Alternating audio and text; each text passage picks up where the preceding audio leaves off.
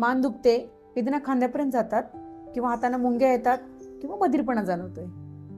अनेक लोक याला साधा सर्वायकल समजतात आणि दुर्लक्ष करतात, पण हा सर्वायकल स्पॉन्डिलोसिस सुद्धा असू शकतो.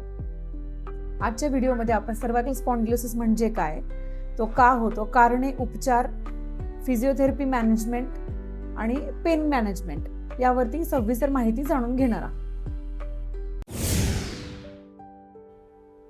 सर्वायकल म्हणजे मानेचा भाग आणि स्पॉन्डिलोसिस म्हणजे वयोमानानुसार मणक्यांमध्ये झालेली झीज व तसेच यात इतर कारणांचाही समावेश असू शकतो.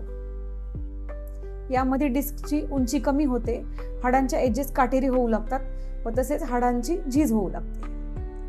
त्यामुळे रुग्णांमध्ये मज्जातंतूवर म्हणजेच नर्व्सवरती आणि स्पायनल कॉर्डवरती प्रेशर येऊ शकतं. निरोगी माणसांमध्ये डिस्क शॉक ॲब्सॉर्बरचं काम करते, पण कालांतराने किंवा काही कारणांमुळे त्याची झीज होते आणि त्याच्यातील पाण्याचे प्रमाण कमी होते. त्यामुळे मणक्यावर दाब निर्माण होतो, त्यामुळे हाडांचे एजेस काटेरी होऊ लागतात. त्यामुळे मज्जातंतूंना जागा कमी पडते म्हणजेच नर्व्सला, आणि त्याचा प्रतिसाद म्हणून वेदना होणे, मुंग्या होणे, बधीरपणा जाणवणे आणि कमजोरी जाणवणे ही लक्षणे दिसू शकतात. सर्वायकल स्पॉन्डिलोसिसची कारणं बघूयात. वय व त्यानुसार होणारे बदल, चुकीची बसण्याची पद्धत, संगणक, लॅपटॉप आणि मोबाईलचा अतिवापर, मानेला झालेली जुनी दुखापत, शारीरिक हालचालींचा अभाव म्हणजेच लॅक ऑफ एक्सरसाइजेस, अनुवंशिक कारणे व तसेच धूम्रपान म्हणजे सिगरेट स्मोकिंग.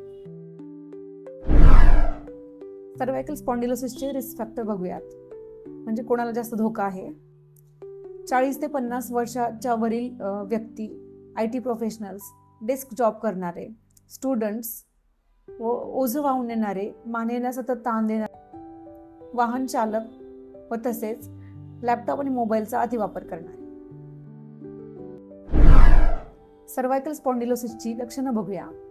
सुरुवातीची लक्षणे: मान दुखणे, मान आखडणे, मान वळवताना त्रास होणे व खांद्यात वेदना होणे. पुढील लक्षणे बघूया. वेदना हातापर्यंत जाणे, हातांना मुंग्या येणे, बधीरपणा जाणवणे, हाताची पावर कमी होणे आणि डोकेदुखी, विशेषतः मानेपासून सुरू होणारी. गंभीर लक्षणे बघूया. चालण्यात अडचण येणे, हाताची हालचाल कमी होणे, संतुलन बिघडणे, लघवी किंवा शौचावर नियंत्रण न राहणे ही गंभीर समस्या असू शकते. तातडीची तपासणी आवश्यक असू शकते. सर्वायकल स्पॉन्डिलोसिसचे प्रकार: सर्वायकल स्पॉन्डिलोसिस, सर्वायकल रेडिक्युलोपॅथी म्हणजेच मज्जातंतूवरती दाब येणे आणि सर्वायकल मायलोपॅथी म्हणजे स्पायनल कॉर्डवरती दाब येणे. सर्वायकल स्पॉन्डिलोसिसचे निदान आणि तपासण्या बघूया. Detail history, clinical examination, range of motion, neurological examination, reflex testing, muscle strength test आणि सेन्सेशन टेस्टिंग. तपासण्या बघूया.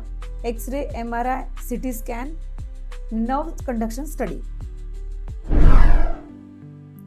सर्वायकल स्पॉन्डिलोसिससाठीच्या उपचार पद्धती बघूया. मेडिकेशन्स म्हणजे डॉक्टरांनी दिलेली जी औषधे आहेत, फिजिओथेरपी, लाईफस्टाईल मॉडिफिकेशन, काही रुग्णांमध्ये इंजेक्शनची सुद्धा आवश्यकता असू शकते व गंभीर रुग्णांमध्ये सर्जरीची आवश्यकता सुद्धा भासू शकते. सर्वायकल स्पॉन्डिलोसिसमध्ये फिजिओथेरपीची भूमिका काय ते बघूया. म्हणजेच रोल ऑफ फिजिओथेरपी.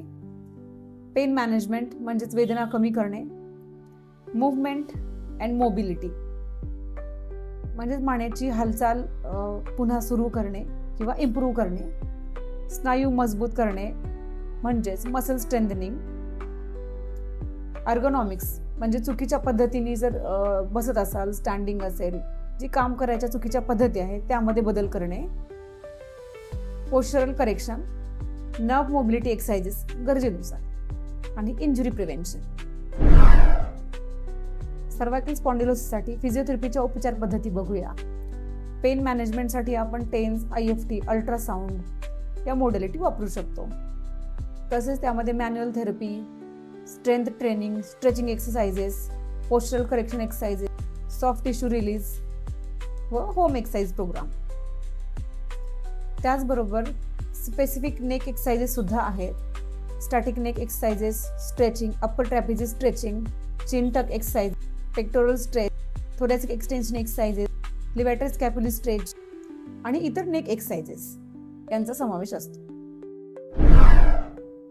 सर्वायकल स्पॉन्डिलोसिसमध्ये दैनंदिन जीवनात कोणती काळजी घ्यायची ती बघूया. मान वाकून मोबाईल वापरणे टाळा. टाइमली ब्रेक्स घेणे, म्हणजे आफ्टर 30 to 60 मिनिटमध्ये एकदा तरी ब्रेक तुमचा हवा आहे. लॅपटॉप योग्य उंचीवर ठेवा. पोटावर झोपणे टाळा. मान एकाच पोझिशनला ठेवून खूप वेळ बसणे टाळा. लॅपटॉपचा अँगल फ्रिक्वेंटली चेंज करत राहा. व तसेच पोश्चर योग्य ठेवणे किंवा पोश्चरवरती फोकस असू देणे. रेग्युलर एक्सरसाइजेस करा. अर्गोनॉमिक्स फॉलो करणे वर्क प्लेसवरती. व तसेच फिजिओथेरपी गायडन्सने एक्सरसाइजेस करणे. सर्वायकल स्पॉन्डिलोसिसमध्ये पेशंटने डॉक्टरांकडे कधी जायचं, चेकअप कधी करायचं हे आपण बघूया. हाताची ताकद कमी होत असेल, हातामध्ये मुंग्या येत असतील, मानदुखी, डोकेदुखी विशेषतः मानेतून जाणारी, रेडिएटिंग पेन असेल, पेन मानेतून हातांपर्यंत जाणे, रात्रीला पेन वाढणे, दुखापतीनंतर तीव्र वेदना होणे, लघवी व शौचावर नियंत्रण न राहणे, वजन कमी होणे, चालण्यात अडचण येणे यासारखी गंभीर लक्षणे असतील तर तातडीने डॉक्टरांचा सल्ला घ्या. सर्वायकल स्पॉन्डिलोसिसची मिथ्स आणि फॅक्ट्स बघूया, म्हणजे समज आणि गैरसमज बघू. सर्वायकल स्पॉन्डिलोसिस म्हणजे कायमची मानदुखी का? तर नाही, सर्वायकल स्पॉन्डिलोसिस म्हणजे कायमची मानदुखी नाही. काही पेशंटमध्ये रेग्युलर एक्सरसाइजेस, अर्गोनॉमिक्स आणि पेन मॅनेजमेंट केल्यानंतर रिकव्हरी पॉसिबल आहे. MRI मध्ये झीज दिसली म्हणजे ऑपरेशन शिवाय पर्याय नाही, तर असं नाहीये. उपचाराचा निर्णय फक्त MRI घेऊ शकत नाही, तर ते पेशंटची लक्षणे, कारणे तपासण्या व दैनंदिन कार्यक्षमतेवरही अवलंबून असते. सर्वायकल स्पॉन्डिलोसिसमध्ये बेड रेस्ट हाच सर्वोत्तम उपाय आहे, तर नाही, हे एक मिथ आहे. सर्वायकल स्पॉन्डिलोसिसमध्ये बेड रेस्ट करणे हाच सर्वोत्तम उपाय आहे असं नाही. तर योग्य pen management, physiotherapy, rehabilitation, ergonomics, postural correction या गोष्टींमुळे सुद्धा रिकव्हरी पॉसिबल आहे. तुम्हालाही जर मानदुखी, हातांना मुंग्या येणे, डोकेदुखी विशेषतः मानेतून डोक्यात जाणारी किंवा सर्वायकल स्पॉन्डिलोसिसबद्दल काही प्रश्न असतील तर कमेंटमध्ये नक्की विचारा. आणि अशाच विश्वसनीय आरोग्यविषयक माहितीसाठी चॅनलला सबस्क्राईब करा आणि योग्य तपासणी आणि फिजिओथेरपी उपचारासाठी डॉक्टर अस्मिताज फिजिओथेरपी क्लिनिकला अवश्य भेट द्या.